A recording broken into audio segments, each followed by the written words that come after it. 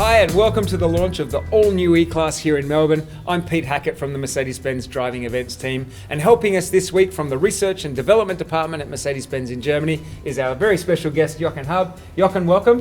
Thank you. Tell us a little bit about what your role is with Mercedes-Benz. My role is validation and communication of our assistance systems. So we're in charge of making sure the systems we bring on the road can be dealt with by normal people. Jochen, can you tell us a little bit about Drive Pilot? Yeah, Drive Pilot is the name for a number of functions. One of them is the adaptive cruise control we call Distance Pilot Distronic. It also has a steering pilot that assists you. One sub-function, which is pretty cool, is what we call the active lane change assist, which assists you just by initiating the lane change with your indicator. Of course, while driving in that mode, we always monitor if you have your hands on the wheel, and if not, we will eventually initiate a hands-off warning.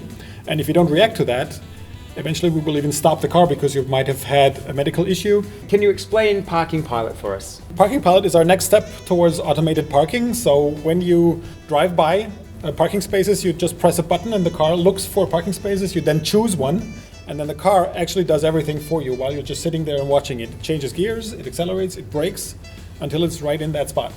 Mercedes-Benz invented ESP. Jochen, can you give us an indication of some of the latest safety innovations from Mercedes-Benz? One of them is the cross-traffic assist, which we invented, which detects crossing traffic within certain situations. It will then warn the driver in time, but if the driver doesn't react, the car will actually stop in front of that crossing traffic to make sure we avoid the accident. Now, of course, Mercedes-Benz protects its occupants, but pedestrians are important to us as well. What's changed with pedestrian detection? We actually see ahead in time if somebody is actually in front of the car in the danger zone. We, again, warn the driver. If the driver brakes, we support him, but if not, we do a fully autonomous brake and make sure we can stop in front of that pedestrian.